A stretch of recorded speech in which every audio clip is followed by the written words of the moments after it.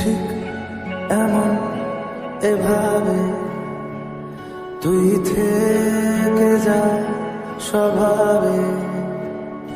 আমি বুঝেছি ক্ষতি নেই, আর তুই ছাড়া গতি নেই।